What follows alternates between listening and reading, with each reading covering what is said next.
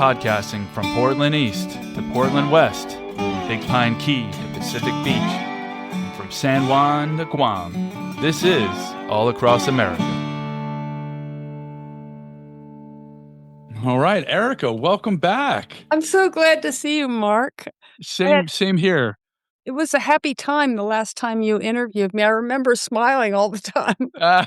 Well, me too. And it's episode 102. And the only reason I say that is because I made a pact that for the first 100 episodes, we would not have the same guest twice. But we're past that point, and you were the first person that came to mind to have a guest come back. So thanks so much. Thank you. Thank you, Mark. I'm excited to be here, and I'm excited to see what you have to ask me, what you're gonna ask me about my book. All right. Well, let's start with a little bit of your background. You work in family medicine, environmental medicine. What are those? And tell us a little bit about your credentials and what kind of medicine you practice. Oh, sure. So I am board certified in family practice, and that is what it sounds like. I treat the whole family from the birth of a baby to old age when people are ready to pass on and everything in between. It's very, very rewarding to follow a whole family through a few decades, actually, because I've been doing this for 33 years. And ever since I left mainstream medicine, well, when I was in mainstream medicine, I was also a family doctor, but I had to practice the way the corporation told me. I wasn't allowed to spend too much time, maybe 15 minutes on a follow-up visit, which you can't accomplish much. You know, if somebody has a complicated case, there's not much you can do about it in 15 minutes. It's very, very disheartening for me. So when I left mainstream, I was able to practice in a way that really helped people get better and not just treat symptoms, not give them a pill for every symptom, which is not healing. It's just treating symptoms, that's all. And and so my life became extremely meaningful. This is what I always longed for, but I had to go through a labyrinth of mainstream medicine and end up leaving it. I learned a lot from it, but I didn't want to practice that way because it wasn't meaningful to me at all. I love people, and I want them to feel better and do what I can. That's what gives my life meaning and joy. And so when I left mainstream, and I know at some point you're going to ask me why I left mainstream and how that happened, but for now, I'll just say I left and leave it at that. And then I realized that I had a real problem with chemical sensitivities, and genetically, I tested later when I learned environmental medicine. I learned how to heal myself, and I did lots of unusual tests that you don't do in mainstream, like genetic testing, and there it was. I'm There's probably a lot of people like me, they don't clear chemicals very well, and so they're well, nobody really should be around toxic chemicals, but some people are impacted more than others because their liver just can't process so much toxins. Now, if we lived in the 1800s, no one would have these environmental problems like that, but we live in a different era. And so I got board certified in environmental medicine. Environmental medicine is dealing with what you eat, what you breathe, what you put on your body, what you build your house with the air and everything, and also occult infections that mainstream doesn't know how to treat, like Lyme disease and mold exposure. They don't have a clue. They don't even know the word mycotoxins, and that's what is so deadly that the molds produce. And so because I was learning something that was so necessary to these times we live in, and mainstream couldn't offer them anything except pills that didn't help them get well. So I ended up getting patients from all over the country, and I never advertised once, not once. It was all word of mouth. It was all word of mouth. And but I practice beyond just family practice and environmental medicine. I mean, it's I don't even have a word for what I do. It's a combination of in some patients, it takes a spiritual kind of twist because that's what they respond to. So it's not just the physical. So I incorporate so much stuff that I learned over the years, like living with the Navajo people and learning about herbs and natural remedies. I try to go natural first and only use pharmaceuticals when nothing else works, only as a last resort. I don't they're not my first resort, I can tell you that. Yeah. They're my last resort. So, And why do you think a lot of doctors go to pharmaceuticals as their first resort? okay, it's what we were trained. I was trained in that system, and okay, so I'll give you some past history, which will really shed light on what doctors learn and what they don't learn. Okay, but I didn't know this at the time. I found it out later, and that is in the old days, there were just sort of natural medicine, homeopaths and naturopaths and all that stuff, and chiropractors and stuff. And when Rockefeller, the oil baron, became so wealthy with his oil, he wanted to find other uses for his oil. And he did find lots of uses for his oil. I mean, we're a petroleum-based country. And Yeah. one of the one of the things he found was he colluded with pharmaceutical companies and encouraged them to make medicines that were based from petroleum products. Now, if the country realized this, they would be so horrified because most of what you ingest, for pills are petroleum based. Not all, Yeah. like thyroid hormone is not petroleum based and female hormones, but most medications that people take are petroleum based. And guess what petroleum does? It causes cancer. And so Yeah. it's so cuckoo. Our system so so cuckoo. And so but most people didn't know that. I didn't know that, but I knew something was wrong in the medical system because I was 10 years older than my classmates, and so I wasn't gullible. I didn't believe Right. everything. That's a good point. I was an older student, so I questioned, and the professors were not my heroes. They were Yeah. peop they were people, I respected, and they were teaching us stuff, but they weren't my heroes, and I didn't Mm. believe everything they said. I was a person who questioned, and that was not welcomed. That was not welcomed at all. Like, I would ask really innocent questions, but it's revolutionary, like the cardiology rotation. This is 1980, so a long t things have improved, but not that much. So, the cardiologist was talking about all the different pills you could give to patients, and I sort of innocently said, Excuse me, why don't cardiologists talk about lifestyle first before giving pills like what they eat because a lot of people eat bad food. This was already in 1980. Things are the food's even worse than back then. and Yeah. and I said, and exercise and sunshine, and oh no, sunshine's not good for you, causes cancer. and so and I said, well, what about the exercise and the food? And he said, that doesn't make much difference. I knew that was a lie. And so Wow. but they're not lying. In their minds, they're not lying. It's what they learned, Mark. You Right. see, we learned all this stuff, and most people do not these young medical students did not have acquisitive mind. They just memorized everything, Right. and they became robots. It's like they came to medicine intelligent, interested in helping people and stuff, and what at the end of all this is not really what they had in mind, but you become so indoctrinated. Since I was older, I was not easy to indoctrinate.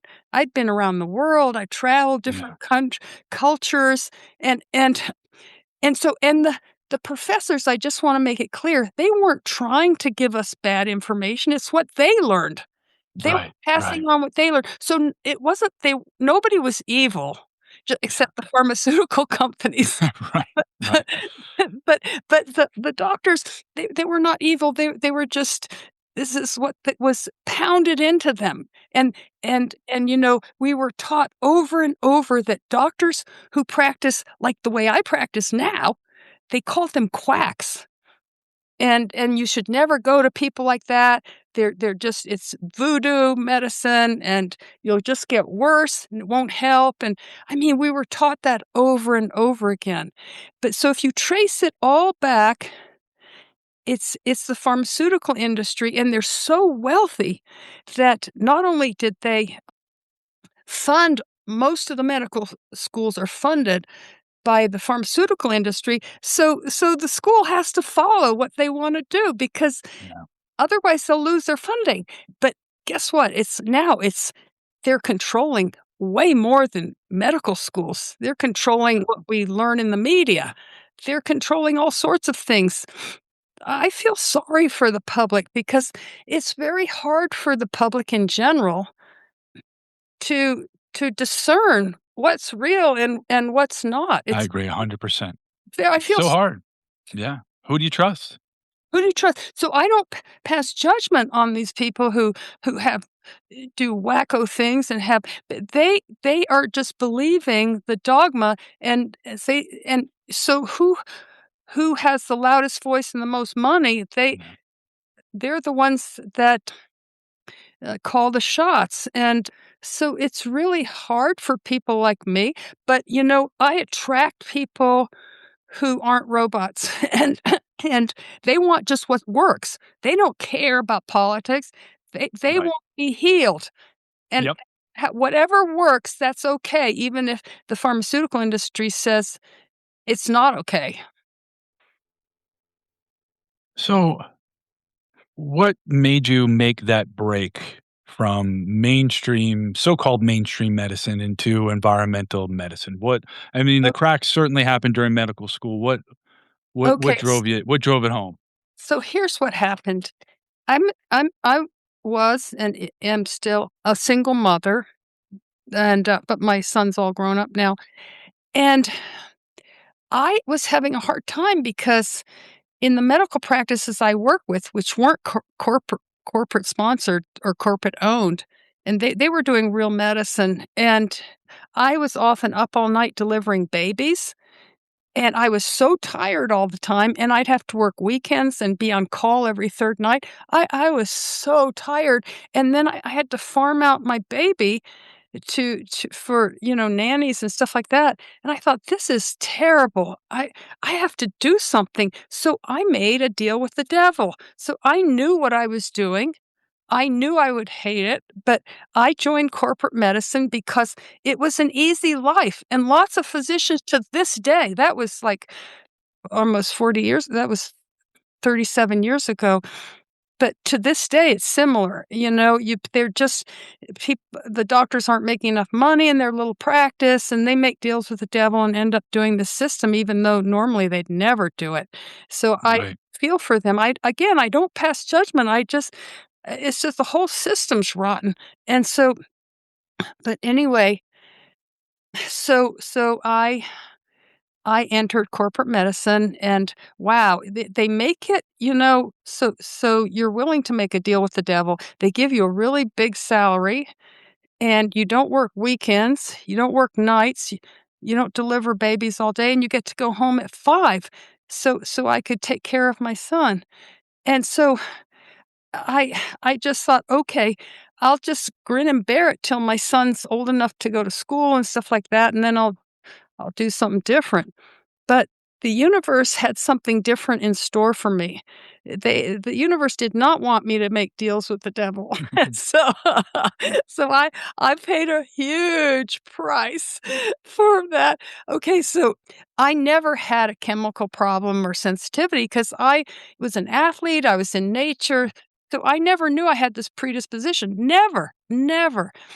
Well, when I think back, I have one clue that I was sensitive. When I'd go shopping with my mother, we'd both start arguing in the store. And now I look back and we both hated shopping, but she'd buy me school clothes every year and I hated it, and to this day, I hate shopping, and it's because of that, and now, in retrospect, being an environmental doctor, I understand why we were so mean to each other in the store, and we were kind to each other outside the store before we went into the store. It was the formaldehyde from the clothes. So I guess I was sensitive. I'm born sensitive, but I never was around toxins, so I never knew I had this problem. And so I started feeling really weird in this building. I'm an athlete, so I've tons of energy, but my energy gradually caved in, and I was tired all the time, and I'd never been like that in my life, and everything was an effort, and but y when I go home on the on the weekends, I would regain my energy. So I started thinking, "Oh," I made up all these tr guesses of why this was happening. I thought, "Well, maybe it's because I really hate this kind of medicine, and that's why I'm so tired, or maybe it's a psychological thing," something like that. Mm. I never thought no one thought about toxic buildings. We didn't Right. Right. we didn't think like that, and I got sicker and sicker, and I got rashes and migraine headaches, and, finally, you know, I this guy who was fixing the ventilation system, and I said to him, this patient of mine thinks there's something wrong with this building, and and every time he goes in here, he feels bad." And so Mm. the guy, Mike, I still remember his name because he was a lifesaver for me. He said, "This building is toxic," and I said, "What do you mean toxic? What toxic? Like, hmm." And he said, "Yeah, and he's told all the ways it was toxic, but not all of them, but what he was trained in, like the HVAC system was Right. mis set up so that when the wind blew, the polluted air went right back into the building. I mean, he listed things and he said the windows don't open, and you're doing all this air freshener and pesticides and all this stuff. And gradually, I took it in, but it didn't really I didn't grok to the fact that I need to get out of there right away because I was really a mess, and I was worried that I might harm patients by being so fuzzy in the brain, doing something that might harm them. But then I kept thinking, well, how am I gonna support my son, and how how am I gonna pay the mortgage? What am I So I just hung in there because I'm an athlete. You just hang in and hang in there till you drop dead.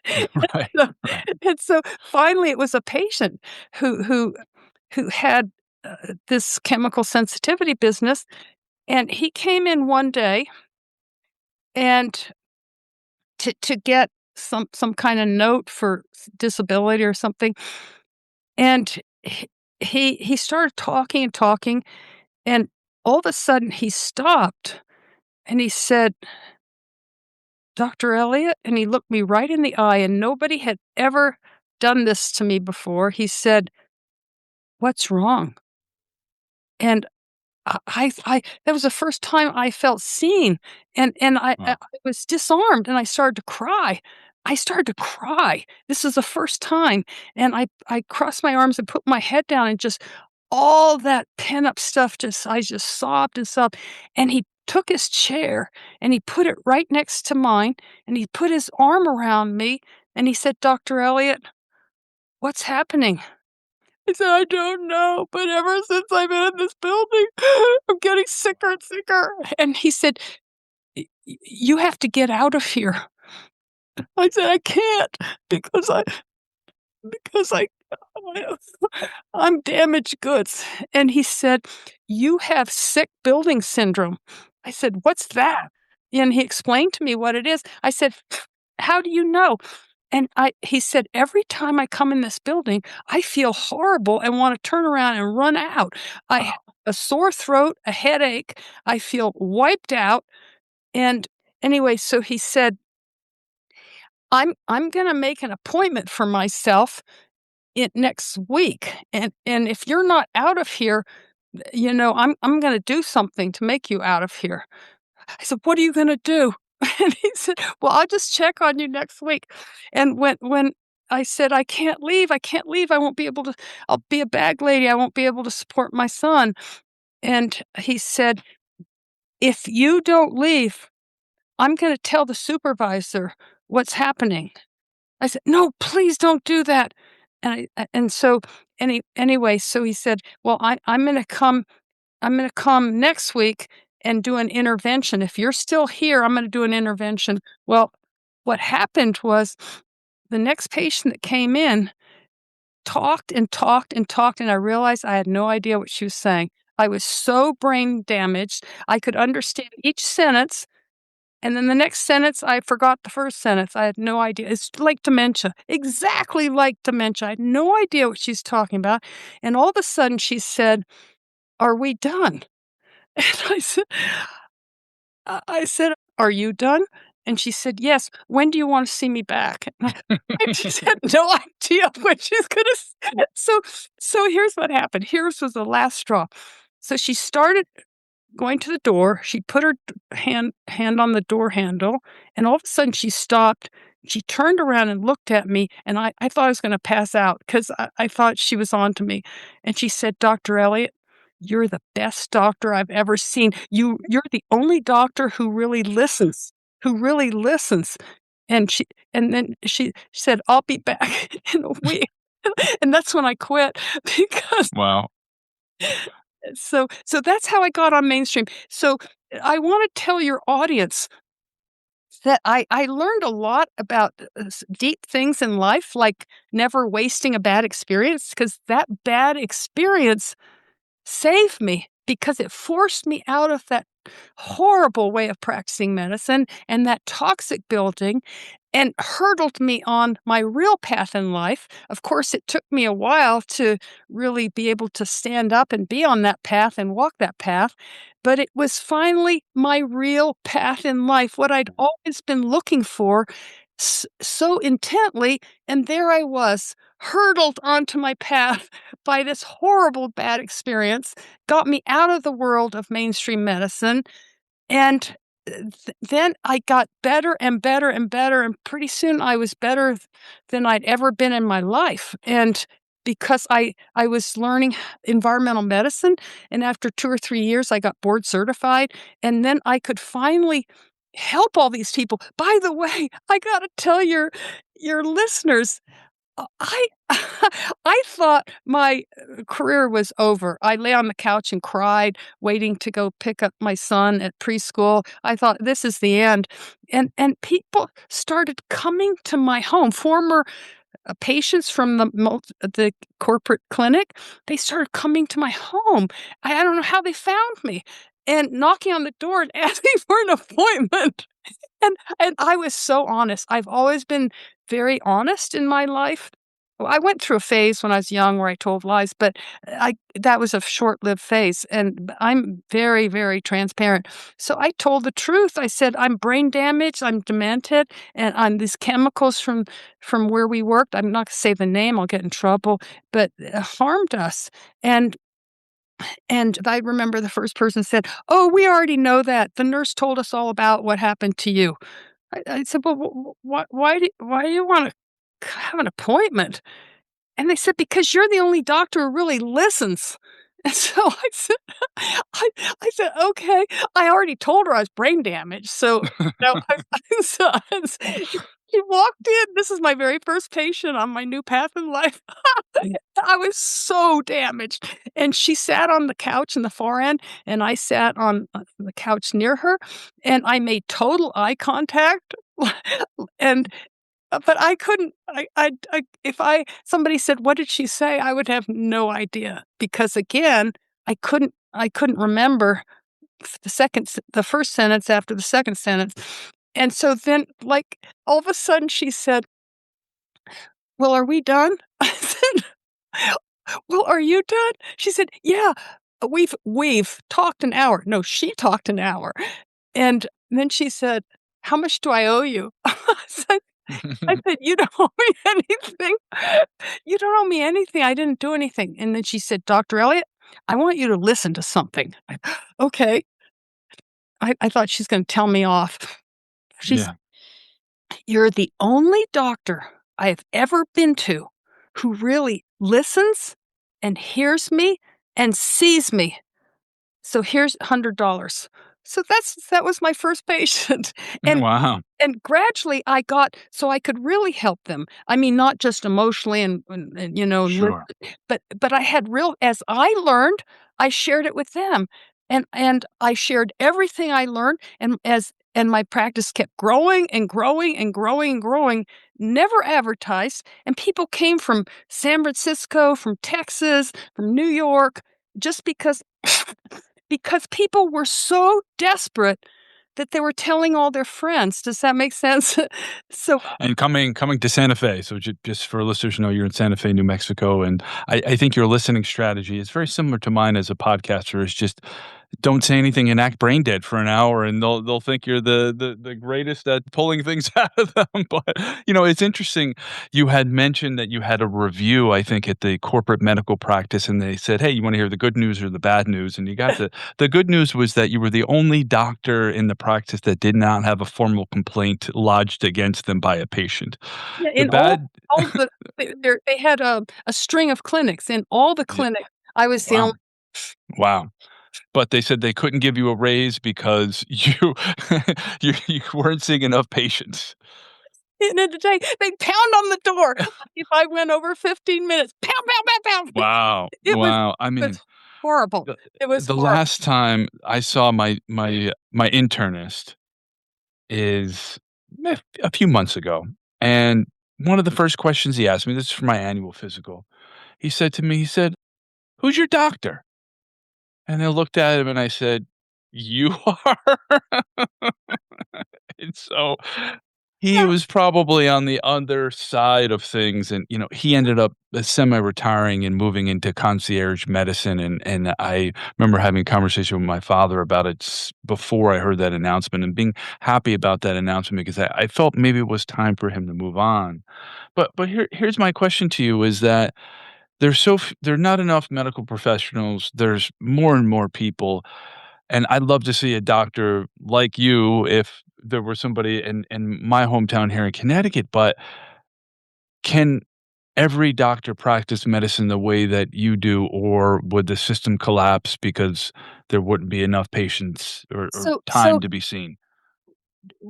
what would happen is it would attract people who had the money to pay, and Yeah, the people who didn't have the money would go to corporate medicine, and because people like me don't take insurance because then our hands are tied, we have to practice a certain way, and all right. our time is taken up in paperwork and not the patient. So I tell Yeah, my patients, "I don't do insurance, but you'll get your money's worth. You will really get your money's worth with me." Why?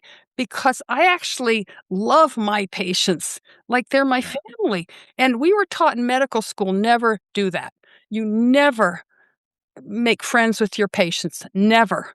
Because then you can't do a good job and so forth and so on. Well, I broke all those rules. I mean, I don't go out to have tea with them or anything like that, but I care about them like they're my own family, yeah. even though I don't, you know, spend time outside of my office. And oh, by the way, my clinic is in my home, and patients just love coming there because I live in this co-housing community that I helped found. And you read about in Santa Yes. Fe. Yeah, and it's just beautiful. It's like a sanctuary in the desert, and it's right next to the Santa Fe River. And so when people walk towards into the community, they feel very peaceful. And then they walk into my house and they smell soup cooking, and they say over and over, "You're the only doctor I'm excited to go see." So so and That's saying a lot.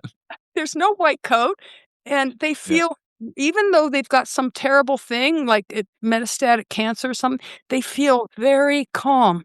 They feel very calm in there, and because they know I care about them.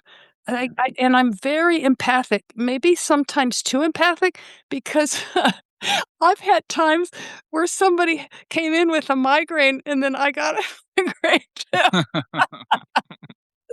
I think empathy is good to a point, and then beyond that point, it's not good. I mean, you did talk a little bit about how the physical bearing or how somebody is feeling mentally can inflect on their physical reality. How does that work? And It works both ways. It works both ways. The mind affects the rest of the body, and the rest of the body affects the mind. Like, for example, I'll give you some real examples. I'll give you some examples where people thought they had mental illness, and it turned out it was not mental illness.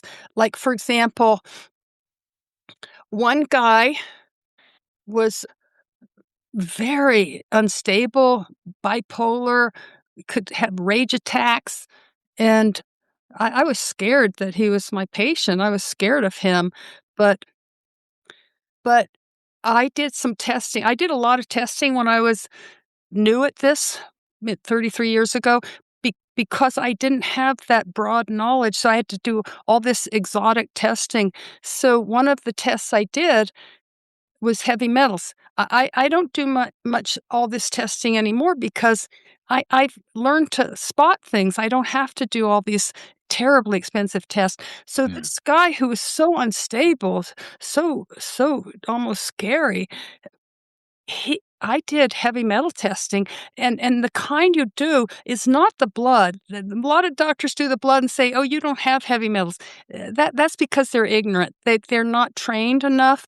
Even the new doctors who practice like I do, they need a lot of years of training, because then they'll know all these things. But if you just do the blood, it tells you what you're exposed to at that moment. We don't really care about that unless you're in something that you think are is heavy metals like aluminum falling from the sky or something, but most of the metals are stored in your tissue. That's what we want to find out. So we do a chelator, and then we that grabs the heavy metals and pulls it out, and then we take a urine and a poop test. That's accurate. So a chelator, urine, and stool test. Just a blood test, waste of time, and that's what they always do. And so I did it the way, I was trained with environmental medicine. This guy was full of mercury.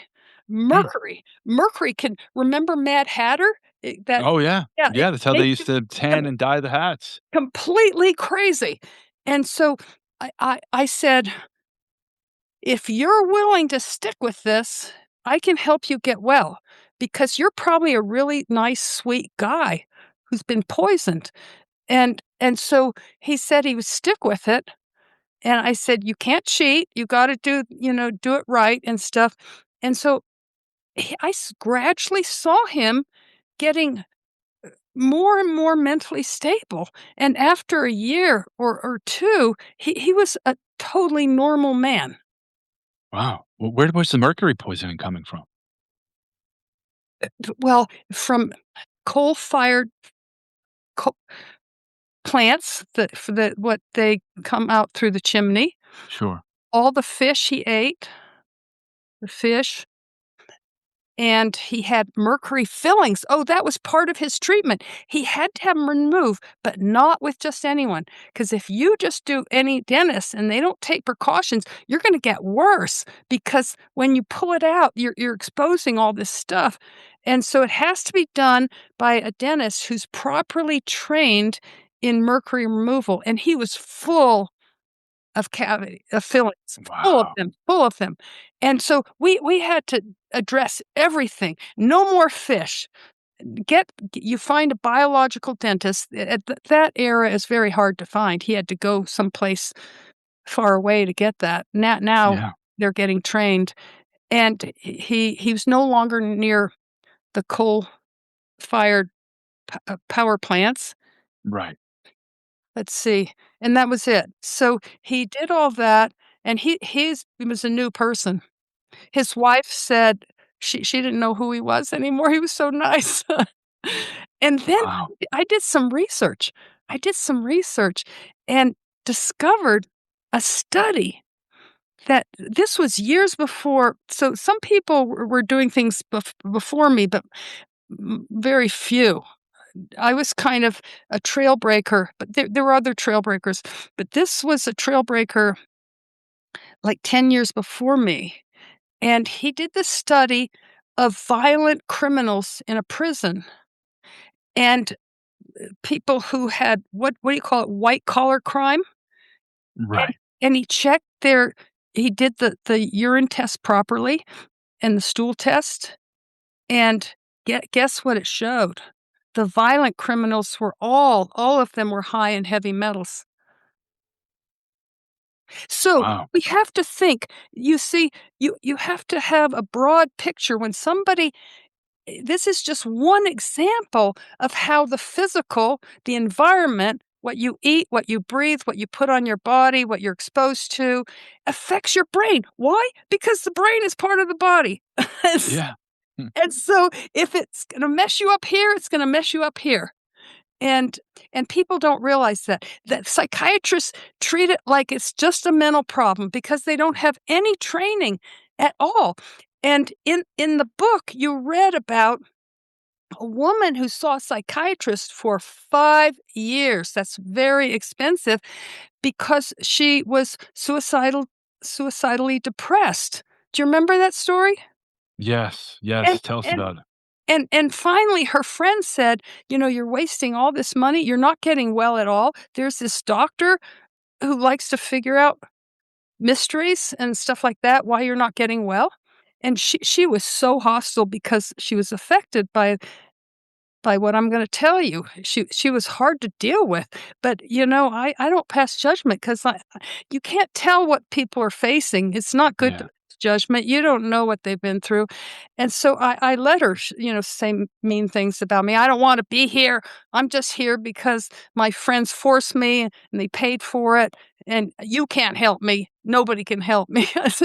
I said, you don't have any reason to be mentally ill, want to commit suicide. So we're going to find out what it is because it's not something from your family. It's not something from your upbringing. It's not something because, you had some traumatic experience. Something else is going on. She said, like, what? And she was so hostile. I said, well, the first place to start is the home. And we'll start with she said, "What in the home?" I said, "Well, there's 3 things usually that can harm people in the home: mold, gas leak, or their own intoxicating themselves with pesticides and air fresheners and fabric softeners and new synthetic carpeting. They poison themselves that way." And she said, "Well, I don't do that." And I said, "Yeah, I didn't think you did, but now we have to look at the other 2, mold and gas." And she said, my house is already checked for mold." And I said, "Well, they usually don't do a good job. Let's hire a team who's really well trained in mold detection." S- and I said, told her how much it would cost. She said, "That's that's too much," or something. Anyway, so she did it and it tested negative. Now she was so mad at me. She's ready to kill me. So I said, "Look, just hang in there. Test, one more test, and not by the utilities company because they miss big leaks. By a company that's trained to do environmental testing." So because the utility companies have missed so many gas leaks, she was furious. She said, "Okay." And guess what? She had a big gas leak in the pipe that ran to her stove, and she loved to cook, and she was cooking all the time. I said, You're being gas poisoned." And wow. anyway, so she had it fixed, and then she was now she was furious. She told me she was going to sue the psychiatrist for the Oh, no. 5 years that she Oh, spent going down the wrong path. And I said, "No, you can't sue her because you won't win because the the population doesn't understand these things, and so you won't win. And the psychiatrists, they're not trained in this at all. They think everything is up here, and they never think about the environment, the body below the neck, and stuff like that. And so then she said angrily, "Well, you need to get out in the world and start teaching people how to do these things." And that's what I did. That's what I did. I started teaching, writing articles and stuff. Anyway, she became a really nice person eventually. Wow, wow. She was a very nice person, and her friends said she had totally metamorphosed back to who she really was. And so that's just one example. So the public doesn't realize that it's a mixture, and then the mental stuff can exacerbate physical stuff like stomach pain, insomnia, so they go together. They're hand in glove. So you can't just think about one without thinking about the other. We're a whole body, a whole body. Does that make sense, Mark? Yeah, in the first couple of books, you talked about your path to becoming a doctor, and I think in this book, it was more about, and you call from doctor to healer, where you talk about how some of these serious, significant issues that you had changed your perspective in becoming a patient and working through that. What what was the big incident that happened to you, and maybe we could go there? Okay, it's really horrible. So, but we'll go there. But it had a good ending. Like I said, never waste a bad experience. Yeah. And it's like my motto, from breakdown to It's a great line, and I've remembered that from the last time we talked. It is a great line. Yeah. I tell my patients that, so I say, "Don't waste this bad experience. You're gonna get some you're gonna either end up teaching about this, or you're gonna, I don't know, go around the world and do stuff." And okay, so after I was on my path, I was just soaring. I mean, just I had fabulous health. I was doing really well. I was traveling, giving talks all over. People asked me to give talks, like in Aspen, all over the place. Esalen, Omega Institute. I mean, these really significant places, and people were listening.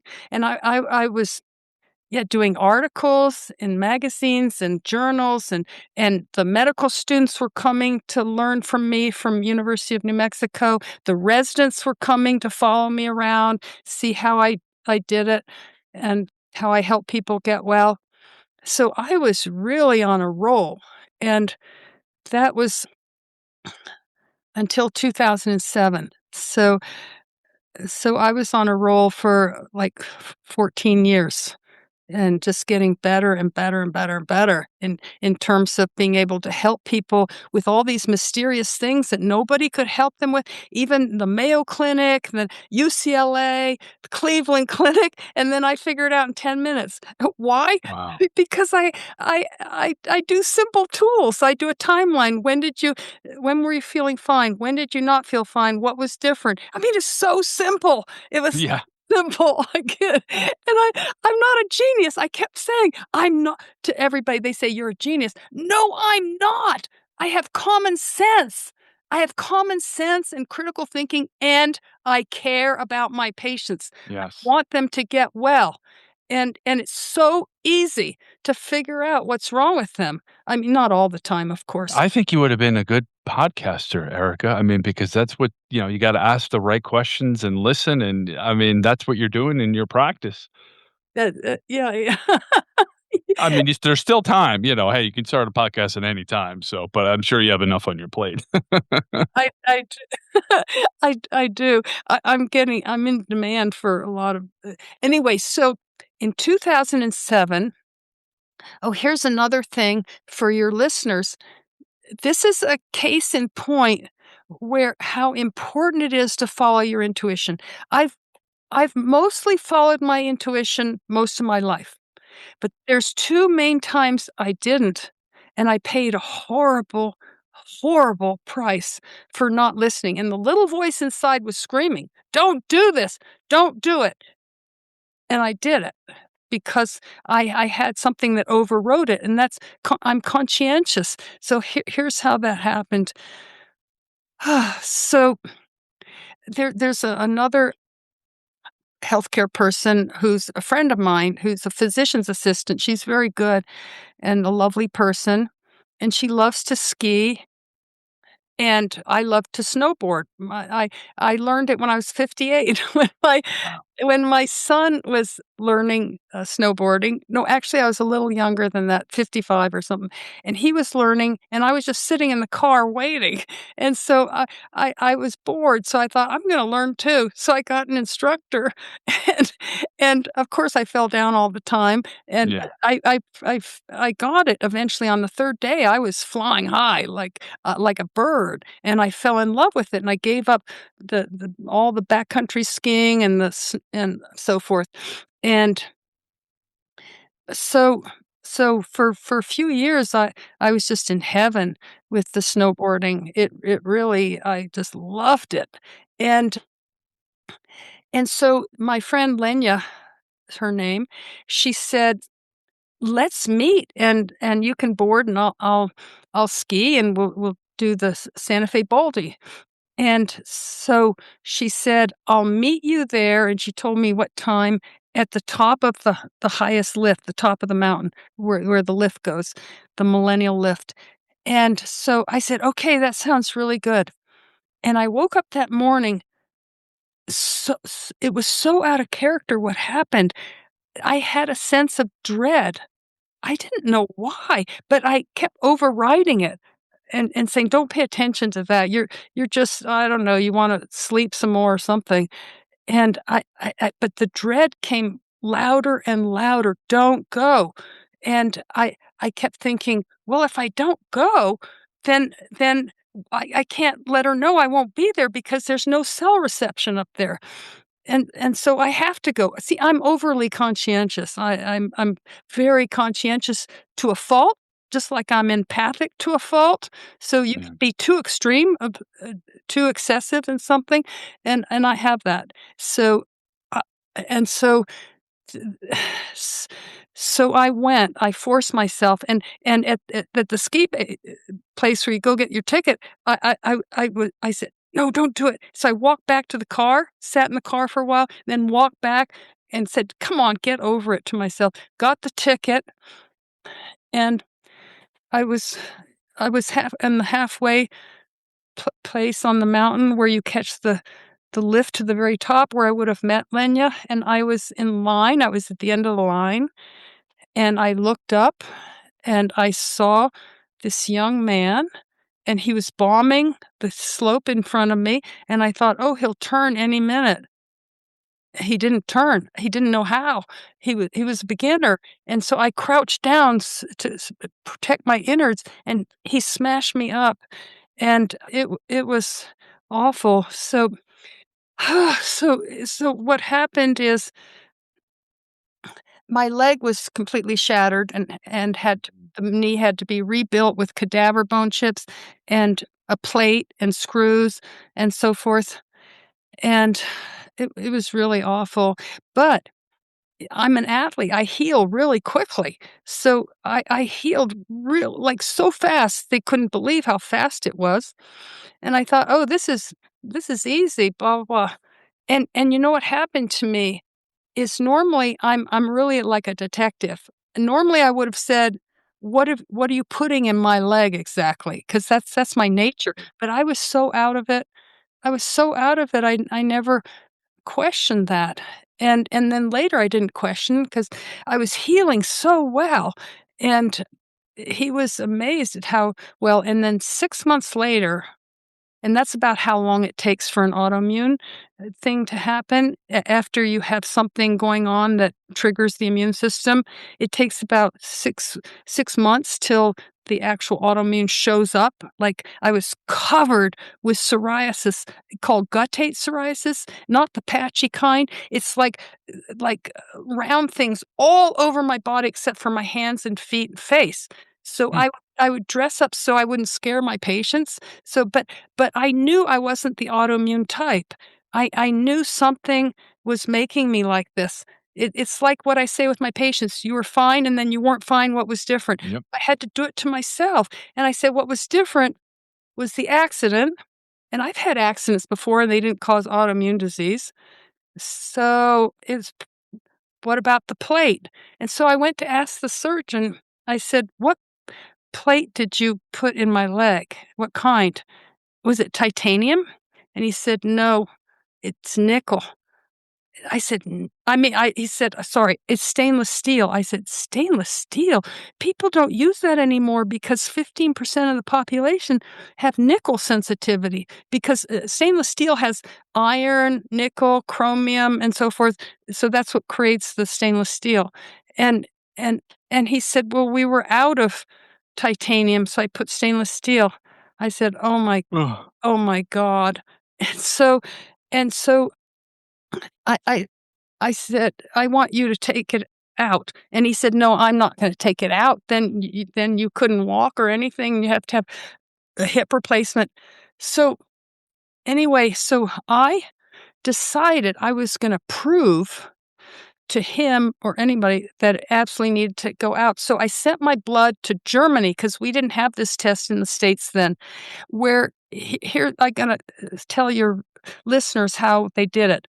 They had test tubes, a row of test tubes, and in each test tube was a component of the stainless steel. So there's 4 test tubes, and they put my blood that I shipped overnight to Germany, and they said they told me when it would come back. It would be quite a while because they had to do this and that, but so they put my blood into each vial, and then Mm. there was a huge immune reaction to the nickel.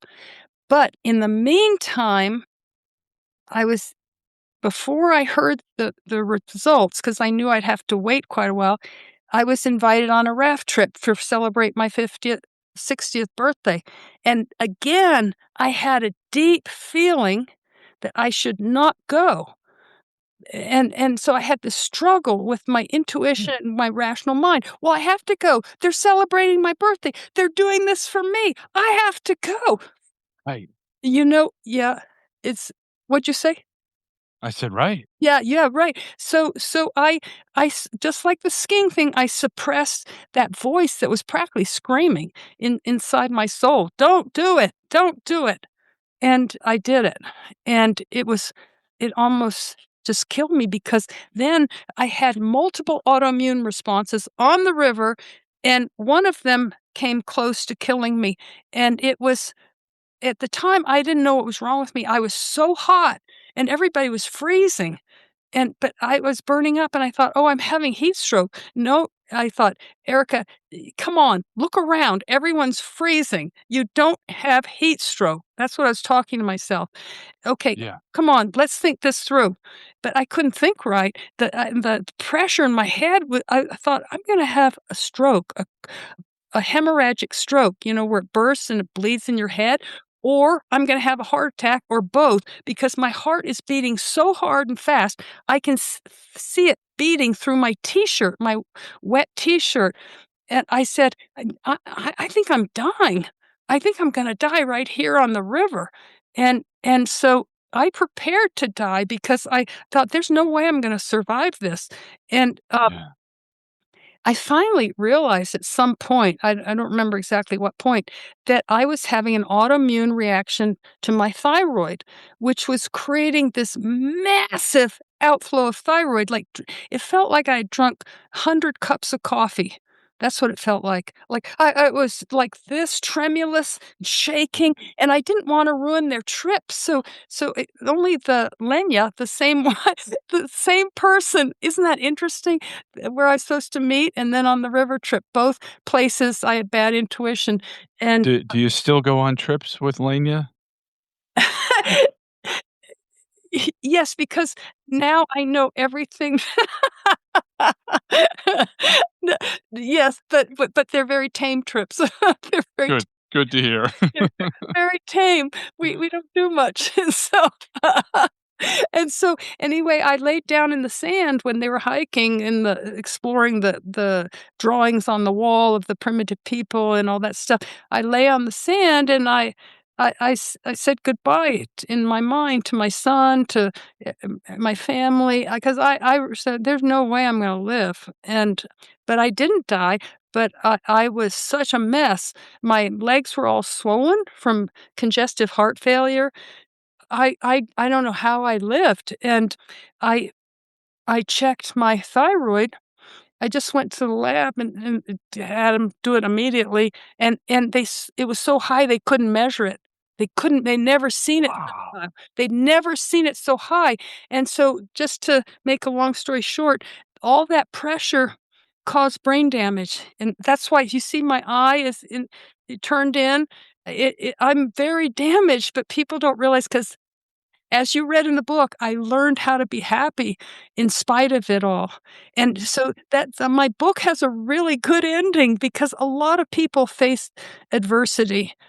And I want to inspire. That's why I wrote the book, to tell you the truth. I wrote the book for 2 reasons. 1, so my son knows about my life, and 2, not for money. I didn't do it for money. There was nothing to do with money. It had to do with being a public service. So I would use my life to inspire people when they're in a horrible situation. They can end up better than they ever were, even though they have all the impairments like my eyes and migraines and insomnia and all that stuff. But I've learned to be happy in spite of it. In fact, uh, I've I've never been so joyful in my whole life. Wow. I've if I didn't have this nightmare, I would just be, just thinking that happiness is when things go right. No, joy is above that. You can still, like all the horrible things in the world that are going on, you can feel the pain, but you still have joy. You still feel joy. And so people who haven't seen me in years and years and don't know about the accident, they often say, "Wow, you're the happiest person I've ever seen. Things must be going right for you." And I say, No, they're not really, but I'm still happy. I feel joy." Does that make sense, Mark? Yeah, I mean, I wanted to get a little bit deeper because you did go very deep into the book and talking about how it led to years of insomnia Yeah. and, It suicidal ideation, mm, and now you've come to claim that and you've conquered that, but maybe you could just talk a little bit about, those dark okay. days Yeah, and how you I'll were able to reframe it and yeah. conquer it. I didn't I skipped that because it's so I didn't want the viewers to a lot of people feel pain when they hear my story. It is Yeah, painful, the other side. I quickly say it has a good ending, a really good and it does. so anyway, so what awaited me was a total nightmare. So I had, the vessels in my head were completely damaged, and they were making shortcuts from the high pressure. Why I didn't bleed to death and have a stroke, my body didn't wanna die, and because it did something very I never heard it do this before, but the high pressure blood, which would have burst and me bled to death, they made channels into the low pressure veins. Veins are very low pressure. They made Yeah, they made little, how do you say, tunnels into the veins. So the veins were all expanded, and that's where I was going blind because it's pushing my eyes out and just damaging the little nerves that run in called cavernous sinus behind your eyes. It's full of veins, and the little nerves run along it, and all that pressure from the veins expanding caused my eyes to not work together at all. And and so the body, they're called fistulas, and that's the body was keeping me from having hemorrhagic stroke. Somehow the great spirit wanted me to live. And so, because most people would not survive that. I can tell you that as a doctor. yeah. And you were out in the wilderness for 8 or 9 days and Yes. there was no way out. No, that's why I was sure I was gonna die, because there's no way out, there's no cell phone connection, there's 2,000-foot walls on each side, and and even if we went day and night to our endpoint, there'd be no one there. No one there to pick us up and no cell connection. So, there's no way to get around this. So what happened was the fistulas made so much pounding in my head, and there was so much pressure. that I went 1 year with no sleep. Literally, and that makes people psychotic, and I was trying to act normal and stuff. I mean, I was in really bad shape, and nope, I went to many different nobody could help me, and finally, after 2 years, a fellow, doctor desperately wanted to help me because I told him I was gonna commit suicide, and, he wanted to, help avert that, and my son knew that I wanted to commit suicide, and a poor guy, he was in college, and he understood that I was in such horrible agony. He wasn't passing judgment on me, but he was desperately trying to, have me take another look at the idea of suicide. He'd say every phone call, he'd have something for me to ponder, like, one phone call, he'd say, he knew me so well, he'd say something that would address my nature. So the first phone call was, "Mom," if he couldn't say suicide, it was too painful for him. He's calling it doing it. He was a freshman, poor guy. And so he said, "Mom, if you do it, you're abandoning your patients." So see, he knew how to get, Ah, and then the it next almost sounds like you should be a marketer. I know, he's clever. He's He's very clever. clever. He knows me so well. He knows Yeah. everything about me, and I mean, my nature, and then the next phone call would be, "Mom, you're setting a bad example." And so and then okay, so he appeals to my conscientiousness, and then the next one, he's appeals to my competitive nature. He says, "Mom, think about all those people. Where was it? Was it Iraq or something where they had their bodies blown off from the waist down, and they managed, they lived, so can you."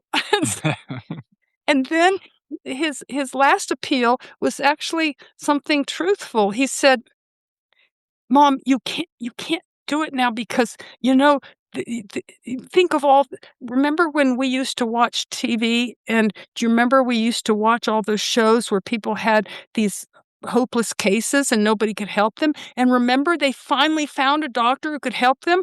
Do you remember that, Mom?" There you go. And I said, "Yeah." And he said, "Well, that's gonna happen to you." And actually I said, "Oh, yeah, sure, okay."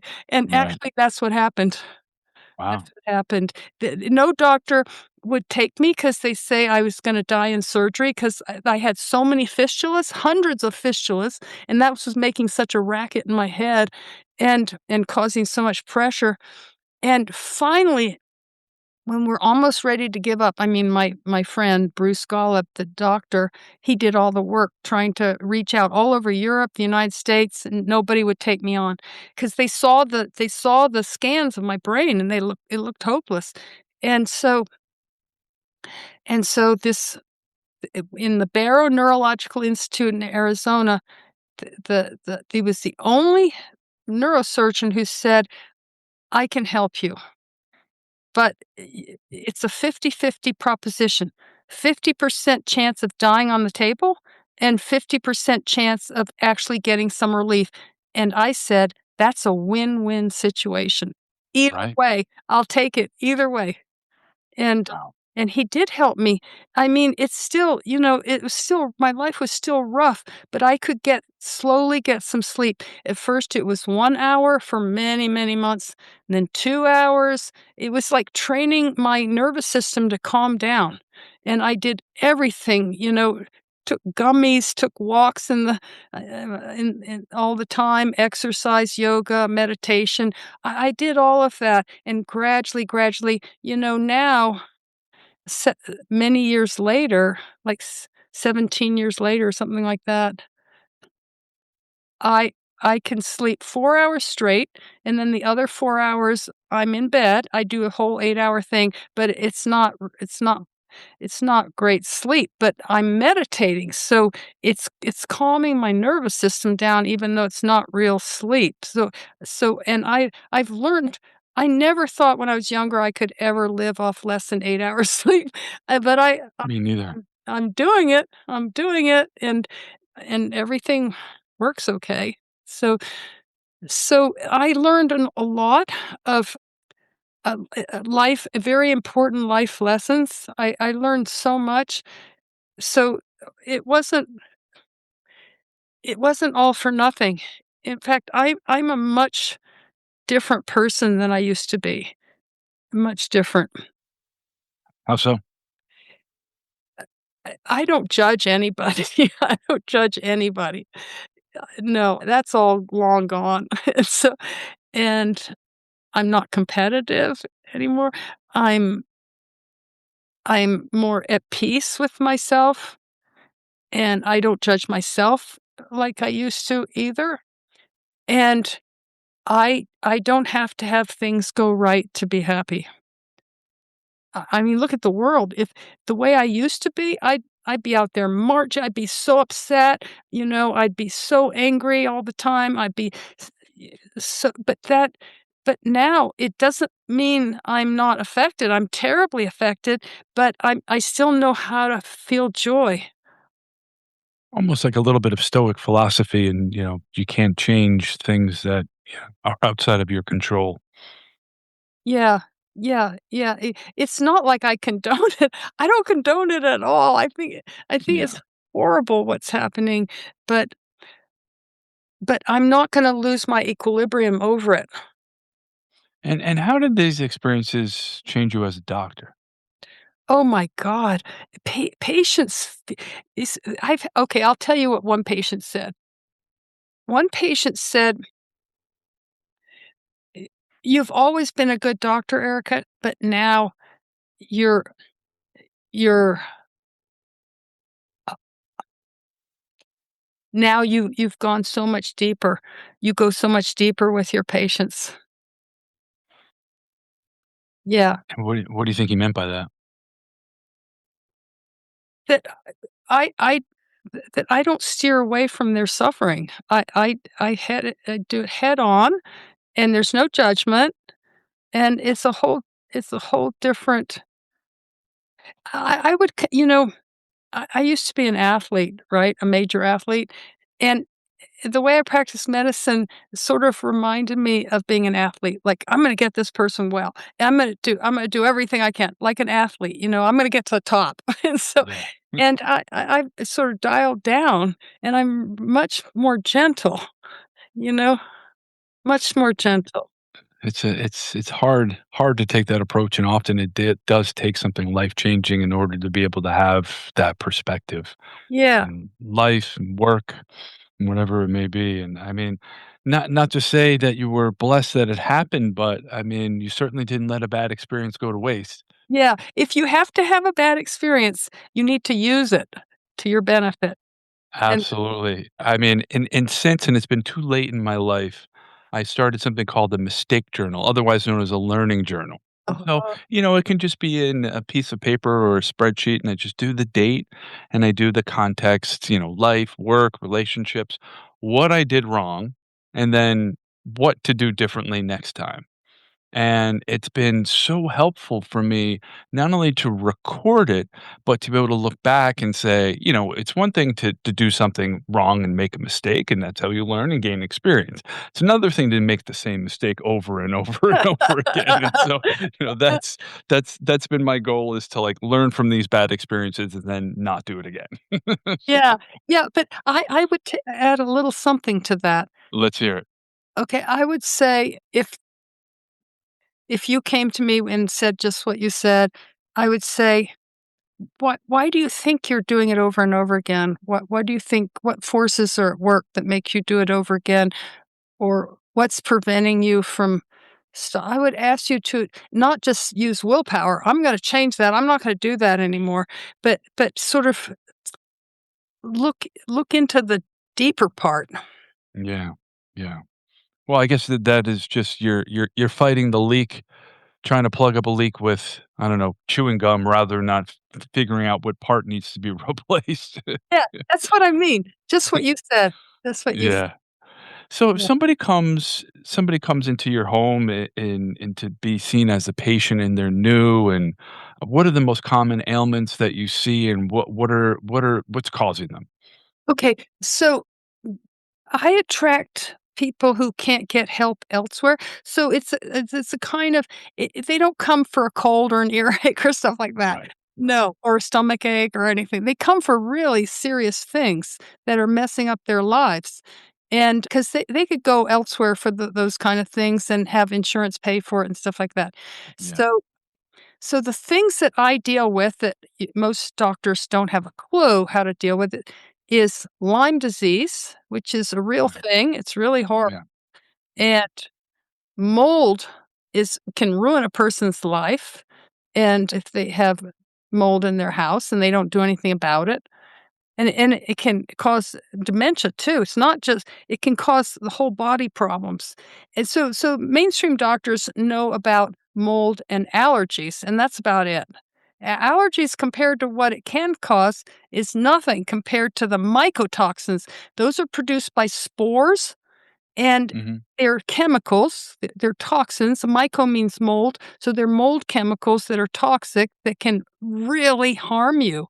And the spores secrete these mycotoxins to fight competition, like bacteria, other molds, for limited food and water. And so in New Mexico, where I live, where it's dry, people say, "How can you have mold there?"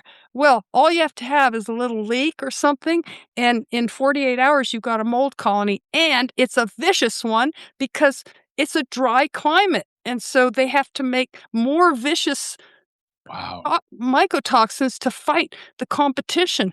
And it's a false thing to say you're in the desert, so mold can't be a problem. No, Wow. we have a big problem here. Wow. And so, I mean, with we have a big problem with the mycotoxins harming people, not just allergies. And they Yeah. go elsewhere for those allergies.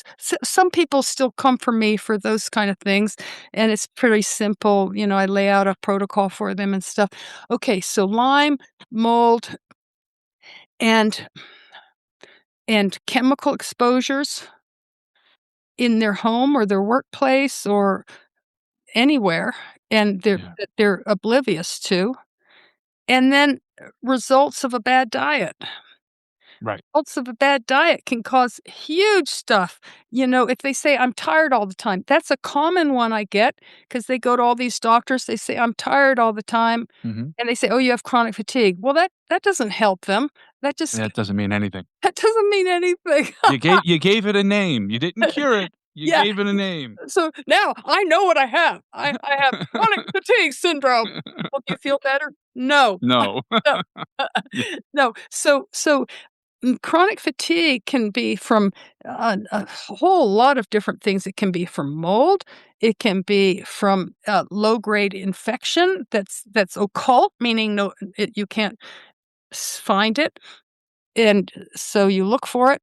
And it can be from a rotten diet.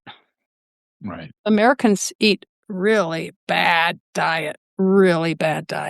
I couldn't believe it, and you put it in the book that you're started as a traditionally trained medical doctor and, medical school. You had said you took a total of 2 hours total of nutrition classes. Is that right? That's right, and that's so shocking, but guess what Crazy. I heard? Whether you like RFK or not, he's doing some things that are really Sure. valuable, and Yes, of course. one of the things he's doing, if it gets approved, is he's going to insist, this is so exciting, that all medical schools teach nutrition a whole semester. Wow. It's about time. It's about time. Really? He's just using common sense. It's I not mean, that is yeah. he's not Yeah. brilliant. He's not brilliant. No. He's using common sense. He's Yes. looking around, and I don't care if you hate him or what, but he's doing some things that are really important. Absolutely. And like, he's got a long ways to go. Die in the food. That's just one. Right, I mean, right. it's It'd be so nice to get rid of yellow number 5, but that's the drop in the proverbial bucket of yeah. Yeah, so Great. he's got a long ways to go, but, Yeah. Yeah. because Americans are the sickest nation in the entire world, and let that sink in, and we have the most expensive healthcare, and we're the most vaccinated people on Earth, and So something's wrong here. Something's really Yeah, wrong. We need a total makeover, and we need to start over and really get a handle on this because we're not doing well as a nation. We're doing terribly, and so I'm just being honest, and the facts speak to it's don't take it from me, just look at the information, it's out there. yeah. The Eh, sickest nation in the whole world, 53% of our people in the US have one or more chronic illnesses. 53%, 53% are on one or more medication for I'm talking about chronic conditions, by the way, not right. infections and stuff like that. And And so so, go ahead. just thinking about food, like, what is it? What are the culprits? What are the things to avoid? What would you like to see change? Okay, we have to Big start question. from ground zero because our food is so bad. So I'm just gonna tell some of the big bad guys. One is, uh, food with pesticides on it. That's pretty bad. That's Yeah, that's not helping us. That's harming us. Number 2, factory farmed animals. That is not only is it incredibly cruel to the cows and the pigs and the chickens, it's just disgusting, but it's also terribly unhealthy. They're unhealthy animals, and they're fed grains. That's not their natural food. no, It's right. disgusting, and they're given antibiotics, vaccines, hormones. That's disgusting. So factory farm, when you eat meat from like the Amish people or the chickens or the eggs, it's a whole different thing. It's a whole different experience. You're eating real food, and that's really good for you, unless you're spiritually against eating animals. It's really healthy for you, but factory farmed animals are not healthy and their eggs are not healthy. And those pale yellow eggs, that's not healthy. That's from factory farmed chickens. And there's a lot of lying going on and cheating in the marketing. When they say these are organic chicken, what does that mean? These are organic chicken. It just means the grains they fed them are organic. It doesn't tell anything else about their life. And people think just because the word organic, it's going to be okay. No, there's cheating going on. And Yeah. and when they say pasture raised animals, it could be 10 minutes in the pasture. It has to say 100% pasture raised. I mean, the cheating is unbelievable. Okay, next is the seed oils. Okay, Yes. the seed oils are safflower, sunflower, corn, soy, and canola. So what's wrong with them? Well, there's a lot of things wrong with them. There's not things wrong with the sunflower, that's fine, and the safflower, that's fine, but it's what they do to it. It's not like in the old days where you go like this and you get the oil. And No, it's ultra they processed. they extract it with hexane. That's carcinogenic. It's like refining oil, basically. I mean, I it is food oil versus, engine I oil know. and yeah, petrol. Someday we'll probably look back and think, "Oh my god, did we eat that stuff?" God, it's so disgusting. So what you cook with is like beef tallow from well-raised animals that are not factory farm, or butter, or coconut oil, or very low heat olive oil. You really shouldn't heat it up much, olive oil, but with the beef tallow, you can do pretty high heat. Okay, so what else? Then the obvious, the foods and packages and stuff like that. Do your shopping on the periphery. Forget the boxes They say, and the yes. and the power bars and the chips and all that stuff is so bad for you. Yeah. People, please wake up. This is harming you. This is harming you, and they're made so you're addicted to it. So we have Of to not course. so we have to not pass judgment because they are being us eaters are being manipulated so that we're addicted to the bad food and can't stop it.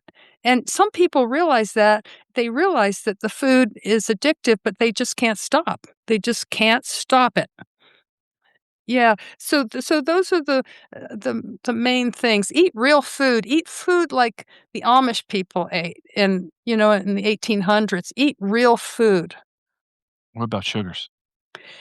Sugars need to be limited. It's better to get your sugar, like, from fruit and honey and maple syrup as long as it's organic and stuff, and the honey should be raw and and in moderation, and you have to be careful for some of those sugar alcohols because, like monk's fruit, they have erythritol in it, and now there's stuff that erythritol can hurt the heart.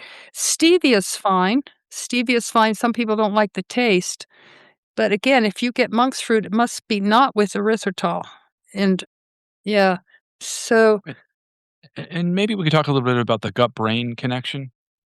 oh, it's huge. Okay, what happens is as an embryo, as the embryo grows in the womb, okay, then part of it goes off like this and goes up, and this part goes down, Mm. and this becomes the brain, and this becomes the gut, and once they were the same thing, and they're connected by like a telephone cord, the vagus nerve.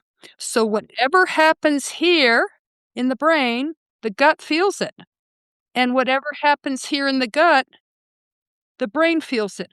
I've never So heard it put so that way. when you're stressed out, it's gonna affect the gut. When the gut is miserable, you're gonna be miserable because they were once one, and they're totally connected. And the gut is full of neurotransmitters, like serotonin and stuff.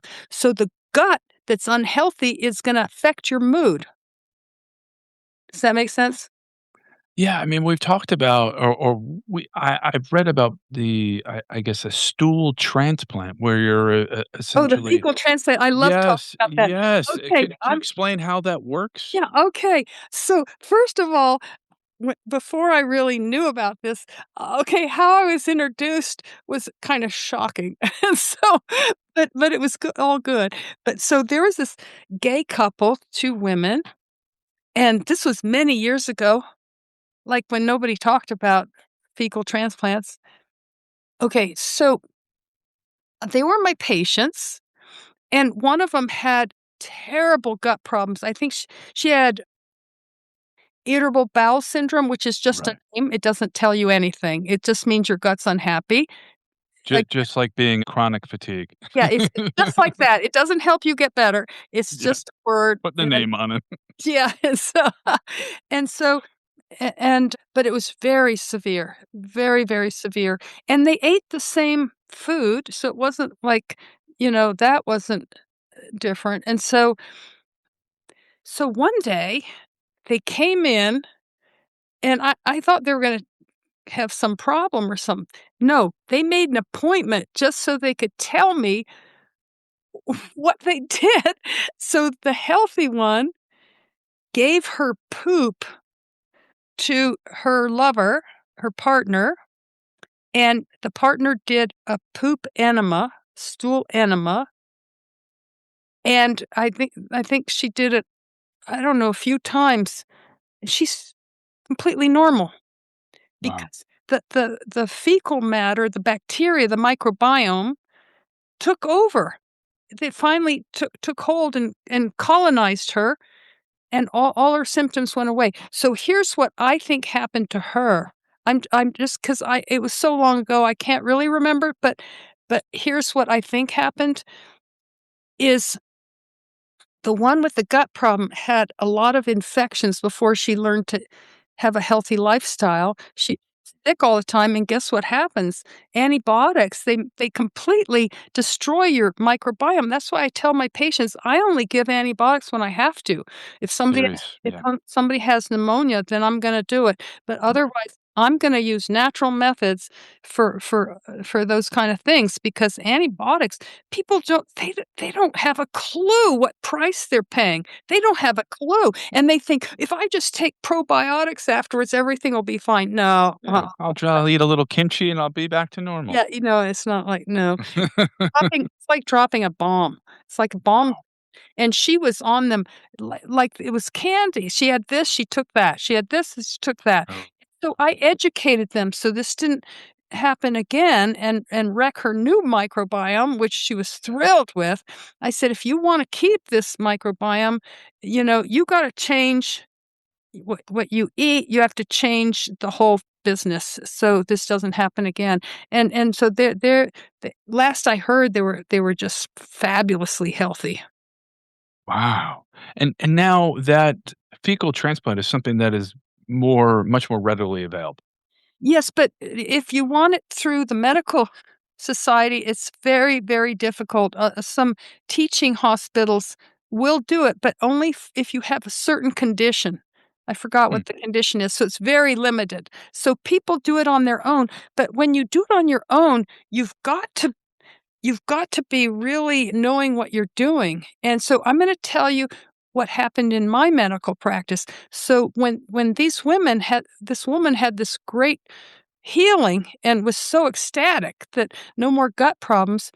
So I started looking into it. I started researching everything I could find. This is like at the end of the 90s or 2000, around there. So I researched everything I could find. And they always said you have to do really all these tests. But if you're going to be a donor, I mean a recipient, you have to have the donor do all these tests on their stools. Otherwise, it's too dangerous. You might be ending up doing something bad. And so I thought about that, and I thought about if it would be possible to find somebody who'd never been on antibiotics. This is impossible. Never been on antibiotics, never been vaccinated, never been exposed to heavy metals. N- see, see, see, vaccines have aluminum. Many of them have aluminum in them, and let's see. Anyway, I found one of my patients was Swiss and very much into the way I live and practice medicine. She's totally on board. And her kids, her boy, her son never had anything. And they never went to Mexico, so they didn't have parasites and stuff like right. and they didn't have a dog. No, and so I did something bold. I uh, I didn't ask. He wanted to be a donor. He wanted to make money. He was 8 years old, and he wanted to make money for college, and he said he'd be willing to give his poop to my How patients. generous. I made a kind of bold decision that I didn't have to run all those tests on him because he was like a He's 8. virgin, I Yeah, mean, yeah. he had nothing. He was raised by this Swiss mother and had perfect diet and all that stuff. So people heard about that. My patients heard about this, and remember my patients came from all over the place, Yeah. and I had patients come from these are people that I knew who had gut problems, and they wanted to try this. And I laid it all out. I said, "He's not been tested, but this is why I think it's still safe." Normally, you should do all those tests because what if he had amoebas or something, and then you got it? And so you should do the testing, but he's so pure. And so he would he would put his poop in a jar, and he put it in a bag, and he'd put it on the outside the door. And then he had an envelope for when they came by 'cause they lived kind of out in the country, and they'd leave $40 per well, and he said he's gonna save it to go to college. God bless. But guess what? It really helped some of the people, not everyone, but Right. many people said they felt better and didn't have so many gut problems. But I said, "Remember you have to change your lifestyle too to and not repeat this because Yeah. something made you your gut bad, probably antibiotics and bad diet is the usual, or massive stress, or all of the above. So you can't go back to the old ways so then the fecal transplant will be useless. What do you think about there's a lot of strategies, there's a lot for people to hear. What are some of the, like, the quick and I hate to say easy, but just quick and simple things that people can do right away that are listening to Okay, change? right away. Well, in terms of lifestyle, and then we'll talk about food, but lifestyle is get exercise every day, and it would be great if it was outside.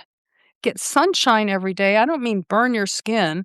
I mean, you need to be exposed to all those different frequencies, the red, infrared, near infrared. Right. They're healing you. And so this bullshit about never being exposed to sun, that did a terrible harm to our I agree. terrible harm. Now, we're not talking about burning. We're just talking Right. about some exposure and and and being in nature if that's possible, that's very healing too. And doing sauna would be good, following a sauna protocol to get some of this junk out of you, but you need to follow protocol or else you can get hurt. Like if you stay in too long and pull out too much stuff, you'll get sick because the Yeah. liver can't clear all that, neither can the kidneys. And so you need to take minerals too, or else your heavy metals will never release. And why is that? Because the heavy metals, even though they're bad guys, they're still electron donors. And so if you're low in minerals, no matter how much you sauna, the heavy metals are not going to be released. So you have to take minerals and you have to have liver support like milk thistle and NAC and liposomal glutathione to support the liver, minerals, be well hydrated so your kidneys aren't stressed out from all the nasty stuff they're filtering. And then you increase your time and temperature slowly. And then the diet is where people have the most problems. The diet is really we're pretty addicted to bad food. So what you can start is just I personally I would have if I was in their shoes, I would have a hard time just eliminating one thing at a time because you still have an addiction. So the best way to do it is change it and go through the suffering of the change and then get on track. Because if you just say, I'm going to just stop doing the bagels in the morning or something, or I'm going to, you know, I'm going to not do so many simple carbs and chips and stuff like that. You're still an addict. You You'll find something to fill that Yeah, void. yeah, you're still an addict. It's like you never tell an addict, "Here, just have this little glass." No, because it'll start the whole addiction again. It Mhm. has to be if you're an addict, and I think Americans are with the Yeah. food, it's made to be that way, that you have to just go cold turkey and just grin and bear it while you're making the transition. Your body will go through withdrawal, and it's horrible. Yeah. You just hang in there and you'll get through it. And there's been this a lot in the news recently about decreases in fertility in the United States, increases in colorectal cancer, particularly with younger people. What do you think's happening there? Well, I eh eh I I I don't wanna be political, so I have to be very careful about what I say, but I'll just say it. I think well, it's multifactorial, it's not just one thing. If I Yeah. say one thing, then I'm not showing the whole picture. The whole picture is we're very toxic in what we eat, what we breathe, what we put on our body, what we put in our house. It's pretty bad, and And many of the chemicals, the nasty chemicals, are estrogen mimickers and mess us up. Mess up our gender, mess up our hormones, mess up fertility. It's a mess, and make prostate cancer and so forth.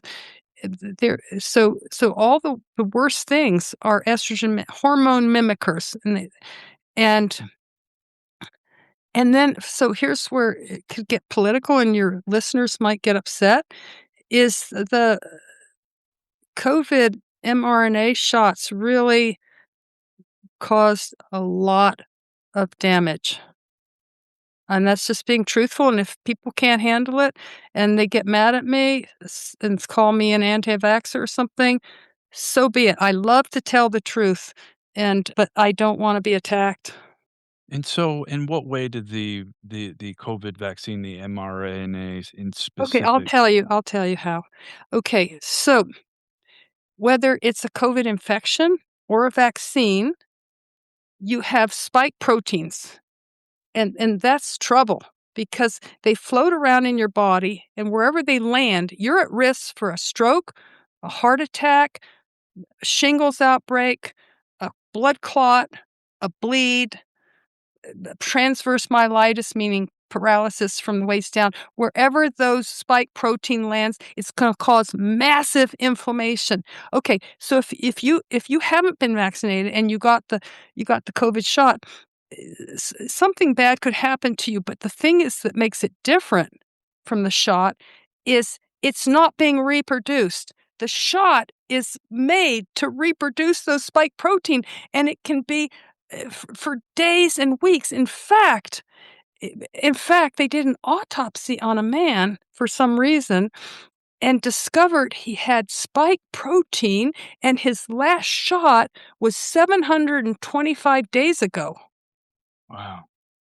And he still has, but that doesn't mean everybody is. Some people, their bodies don't keep reproducing. We don't know. Some people, it keeps reproducing for a few months, and this guy was more than 2 years.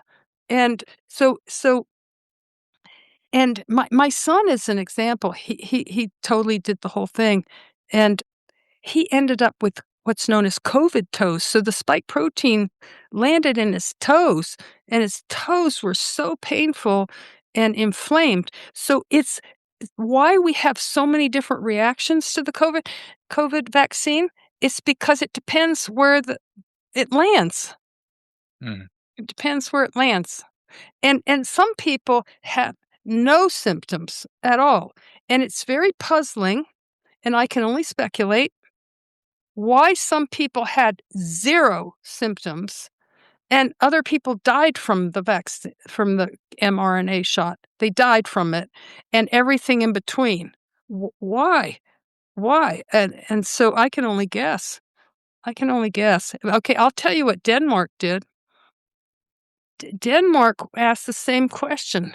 They wondered, why are some people, nothing happened to them, absolutely nothing, nothing, and other people were extremely impacted. And and turbo cancers, we've never seen so many. We They didn't have a word for turbo cancers because they didn't exist, and now we're seeing turbo cancers. You get a diagnosis, and 3 weeks later, you're dead. We've never seen that. We've never seen that before, never. And so they asked the same. They were really puzzled by by this, and so they did this big study of their population, and not all the population, but a certain segment, and they got the people who had no symptoms at all, and they found out the vials that were used, the numbers, they wrote it down of the vials because they all knew, because they write it down when you get the shot in Denver, so in Denmark, so they could have access exactly to what the vial was, and then they had people on this extreme who had terrible harm from the vaccine, and they looked at their numbers, and then they had the middle group who sort of didn't feel good and had this and that and this and that, but it wasn't horribly fatal or terrible, and guess what? All those vials, the 3 vials were all different Hmm. in terms of, what they had in them. And Yeah, what was it? well, some had polysorbate 8, some had this, some had that, some had I don't remember. You could look it up. Look up the Denmark study. Okay. Yeah, and look it up yourself. But they're definitely the vials were not all the same because I was scratching my head saying, "Why? Why?" And even some very unhealthy people had no symptoms at all. It wasn't just because somebody was healthy, and you'd have these athletes drop dead from heart attack on the field. And so I thought, well, how do you make sense out of that?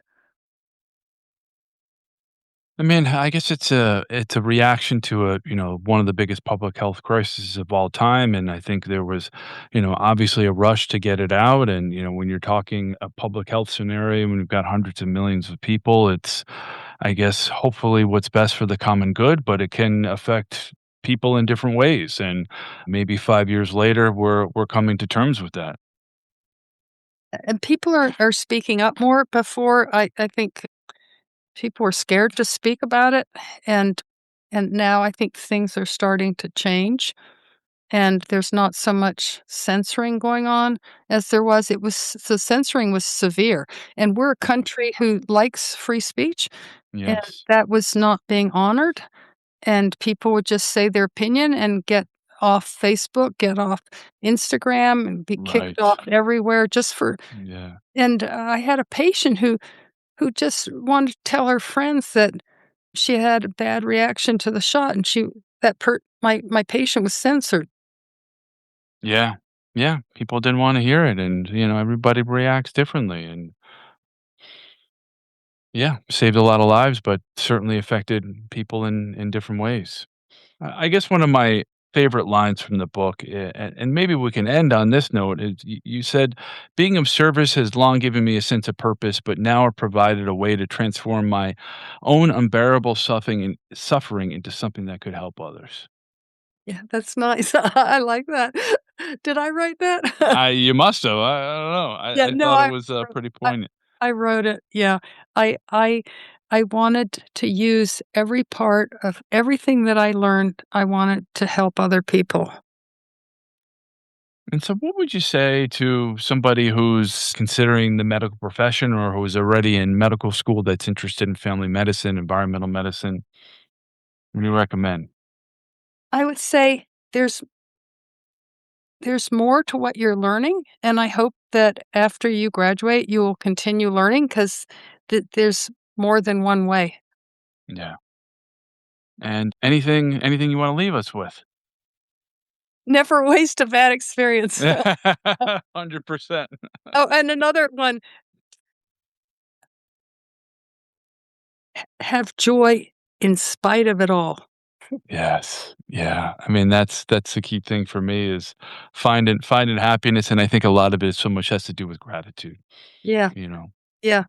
Yeah, I feel so grateful that when I was learning to gratitude, at first I was so miserable, I couldn't find anything I was grateful for, but Yeah. in the end, I was I got so good at it that it used up a lot of my day just feeling gratitude. I'm grateful for this, I'm grateful for that, and so it ended up, like, filling my life with gratitude. Wow, I mean, that's a really good perspective to be so grateful for all these things that you're overwhelmed with gratitude. Cataloging it like a librarian, your episodes of gratitude. I kinda like that. Kinda like that. I mean, I'm looking at my pen, it has ink in it, I'm Yeah. grateful for that. I know. Well, that's when you're really miserable and then you're grateful for even the most tiny things, you know what I. Yeah, you have to be, yeah, and, I mean, I think that's a good perspective for everybody to have, but, Yeah. well, Erica, it's been a pleasure. Thanks for coming back on. Yeah, it's so nice to see you. Yeah, same here, same here. Glad we And can make it happen. yeah, and so I'm I'm gonna call you or contact you when my 4th book comes out. It's not a All right, it's called all right. Medical Detective: Simple Solutions for Solving Medical Mysteries, 'cause Excellent. I think you'd like it. I would definitely. We'll have to have you on a third time. It'd be a world record for this show.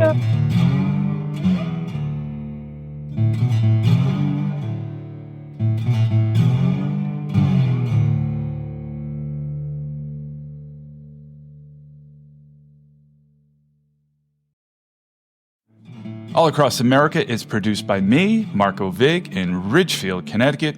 Visit us on Instagram at All Across America. Check out our website, allacrossamerica.com. There's an interactive map with all our episodes, and there's a Contact Us page where you can send your reactions, guest ideas, and suggestions. So get in touch, stay connected. To me, that's what podcasting is all about. Thanks for listening.